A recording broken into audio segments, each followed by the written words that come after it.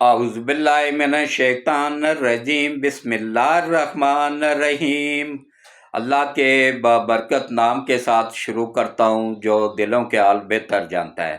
میری طرف سے دیکھتی آنکھوں سنتے کانوں سب کو السلام علیکم ورحمۃ اللہ وبرکاتہ۔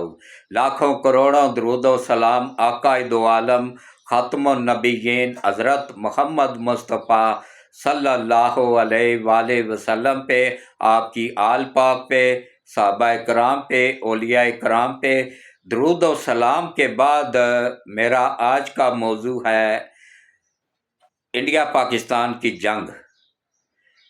انڈیا نے میزائل مارا ہے کھاریاں پہ، اس پہ تفصیل سے بات ہوگی، اور ایک دن میں انڈیا کے 36 ڈرون جو گرا کے پاکستان نے ورلڈ ریکارڈ قائم کر دیا، ایک کو بھی ٹارگٹ تک نہیں پہنچنے دیا، اس پہ بات ہوگی۔ اور یہ اسرائیل کے بنے ہوئے وہ ہیں ڈرون ہیں کہ جن پہ اسرائیل کا دعویٰ تھا، امریکہ کا دعویٰ تھا کہ یہ ایک بھی گر نہیں سکتا ہے کیونکہ یہ ریڈار میں نظر ہی نہیں آتے ہیں، اور حقیقت بھی یہی ہے، نہیں نظر آتے ہیں کیونکہ ان کی بلندی ہوتی ہے 36,000 فٹ۔ کیسے نظر آئیں گے؟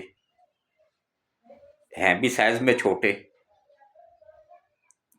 تو ان میں ایک جدید ترین سسٹم ہوتا ہے کہ یہ جہاں سے بھی کوئی ان کو ریڈار کیچ کرنے کی کوشش کرے گا نا، یہ فوراً پیچھے انڈیا اور اسرائیل کو بتا دیں گے، لوکیشن بتا دیں گے اس ریڈار کی، یا پھر ایئر ڈیفنس سسٹم جو ہے نا وہ جیسے ہی ایکٹیو ہوگا نا، یہ فوراً پیچھے پہلے اسرائیل کو بتائیں گے اور پھر انڈیا کو بتائیں گے کہ یہ ان کا سسٹم یہاں پہ لگا ہوا ہے۔ تو اس وجہ سے پاکستان نے ابھی تک اپنے سسٹم کو آن ہی نہیں کیا کہ لوکیشن نہ ٹریس ہو جائے۔ انہوں نے اپنا سسٹم آن کیا ہے، الحمدللہ پاکستان کے ڈرون ان کی تمام لوکیشنیں کیچ کر کے بحفاظت واپس آ گئے ہیں، کیونکہ پاکستانی ہم نے کس طریقے سے گرائے ہیں ان کا سسٹم جام کر کے۔ پاکستانی جو ڈرون ہے نا، کیا نام ہے، شاپر 1، 2 اور 3، جو شاپر 3 ہے نا ڈرون، اس میں یہ خوبی ہے کہ اس کے سسٹم کو جام کر دیا جائے نا، یہ تو گر جاتے ہیں نا، سسٹم جام ہو جائے تو نیچے آ جاتے ہیں، تو وہ اس کا سسٹم جام کر دیا جائے نا تو وہ واپس جدھر سسٹم جام ہوگا نا جس جگہ پہ، ادھر ہی اپنے میزائل گرا کے نا تو فوراً واپس بھاگے گا، بحفاظت اپنے جہاں سے آپریٹ ہو رہا تھا نا ادھر ہی پہنچ جاتا ہے۔ اس وجہ سے ہمارا ایک بھی ڈرون ان کے نرگے میں نہیں آیا ہے۔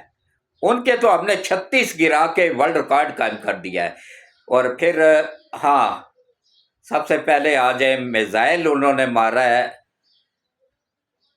آرمی کے ایک یونٹ پہ، اس پہ اللہ کی کرم نوازی ہوئی ہے، جتنا نقصان ہونا تھا اتنا نہیں ہوا ہے لیکن ہوا ہے، کیونکہ سچ سچ ہی ہوتا ہے۔ تو اس میزائل کو روکنے کے لیے پاکستان کا ایئر ڈیفنس سسٹم ایکٹیو اس لیے نہیں ہو سکا ہے کہ یہ ڈرون بھیج کے نا لوکیشنیں ٹریس کر رہے ہیں، جیسے پاکستان نے ان کے تمام ایئر ڈیفنس سسٹم کے لوکیشنیں ٹریس کر لی ہیں، ریڈار کہاں پہ لگے ہوئے ہیں وہ ٹریس کر لیے ہیں۔ تو اس وجہ سے پاکستان نے اپنے نہ تو ریڈار آن کیے ہیں، نہ ہی ہاں لاہور میں جب یہ ڈرون گرا نا، لاہور میں سسٹم کو آن کیا گیا تھا، ریڈار کو آن کیا گیا تھا، تو ایئر ڈیفنس سسٹم کو آن کرتے ہی اس نے پیچھے پیغام بھیج دیا۔ تو جیسے ہی پیچھے ٹریس ہوا ہے وہ سسٹم نا، تو اس سسٹم میں ایئر ڈیفنس سسٹم میں ایک الارم لگا ہوتا ہے کہ ہمارا سسٹم ٹریس ہو گیا ہے۔ تو اس کے بعد پھر ان کو پتہ چل گیا کہ بھئی یہ تو اس مقصد کے لیے یہ کیا جا رہا ہے، تو فوراً پھر انہوں نے اپنے سب جہاں پہ ایئر ڈیفنس سسٹم لگے ہوئے تھے، ریڈار لگے ہوئے تھے، ان سب کو بند کر دیا ہے، اور سختی کے ساتھ ہدایت کر دیا کہ جب تک پراپر جنگ نہیں شروع ہوتی نا اس وقت تک ان کو نہ آن کیا جائے۔ تو باقی انشاءاللہ پاکستان کی عوام بے فکر رہے، ہم نے اپنا سب کچھ محفوظ رکھا ہوا ہے، کیونکہ یہاں پہ مقابلہ کس کا ہے؟ چونٹی کا اور ایک بدبخت مست ہاتھی کا، جو طاقت کے غرور میں مست ہوا ہے نا، اس کا اور ایک چونٹی کا مقابلہ ہے۔ پاکستان اس کے سامنے، انڈیا کے سامنے ایک چونٹی ہے، لیکن ہمیشہ ہاتھی کی موت چونٹی سے ہی ہوتی ہے۔ انشاءاللہ ان کی موت پاکستان سے ہی ہوگی، تباہ و برباد اللہ ان کو کرے گا، دیکھیے گا آپ۔ ابدالی میزائل کا رخ موڑ دیا گیا ہے دلی کی طرف، جہاں مودی کی کا پی ایم ہاؤس ہے نا اس کی طرف موڑ دیا گیا ہے۔ انشاءاللہ اگلا نشانہ پاکستانی عوام کو خوشخبری ملے گی کہ پی ایم ہاؤس کو ہٹ کر دیا گیا ہے۔ تو اس کے بعد دیکھیں، ابھی یہ سٹارٹنگ ہے، سٹارٹنگ میں کیا ہوتا ہے، لوکیشنیں ٹریس ہوتی ہیں۔ پاکستانی عوام بے فکر رہے، ہماری ایک لوکیشن لاہور کی ٹریس ہوئی تھی اور فوری طور پہ وہ لوکیشن تبدیل کر دی گئی ہے، وہاں سے کافی دور لگا دی گئی ہے جہاں سے ٹریس ہوئی تھی۔ تو اس کے بعد پھر پاکستان نے اپنا کوئی بھی ریڈار یا ایئر ڈیفنس سسٹم آن ہی نہیں کیا ہے، ان کو آف رکھا ہے تاکہ ٹریس نہ ہو جائے۔ تو اس کو بھی بچا لیا جو ٹریس ہو گیا تھا، اور باقیوں کو بھی بچا لیا، اور ان کے $100 کروڑ کا ایک یہ اسرائیل نے بیچا تھا انڈیا کو، یہ جو ہے نا ڈرون ہے، بڑے خطرناک ڈرون ہیں یہ، تو اللہ کی کرم نوازی ہے کہ پاکستان نے ان کو گرایا، ورنہ یہ ناقابل تسخیر ہیں، کیونکہ یہ ریڈار میں ان کی بلندی 36,000 فٹ ہوتی ہے، اور جب یہ نیچے آتے ہیں حملے کے لیے نا، یا لوکیشن ٹریس کرنے کے لیے، یا ریڈار کو وہ کرنے کے لیے، یہ 36,000 بلندی پہ بھی ریڈار کو اور ایئر ڈیفنس سسٹم کو ٹریس کر کے وہ ان کو پیچھے پہنچا دیتا ہے، کیونکہ اس کا مقصد ہوتا ہے کہ صرف معلومات دینا اور تباہ ہو جانا۔ یہ تباہ ہونے سے پہلے پہلے تمام معلومات اسرائیل اور انڈیا کو دے دیتا ہے، کیونکہ جو جنگ ہونی ہے نا اس میں انڈیا، اسرائیل اور امریکہ تینوں نے مل کے لڑنا ہے، اور پاکستان کی طرف سے انشاءاللہ چین ہوگا، روس ہوگا، پاکستان ہوگا، تو ان کو نانی یاد کرا دیں گے انشاءاللہ۔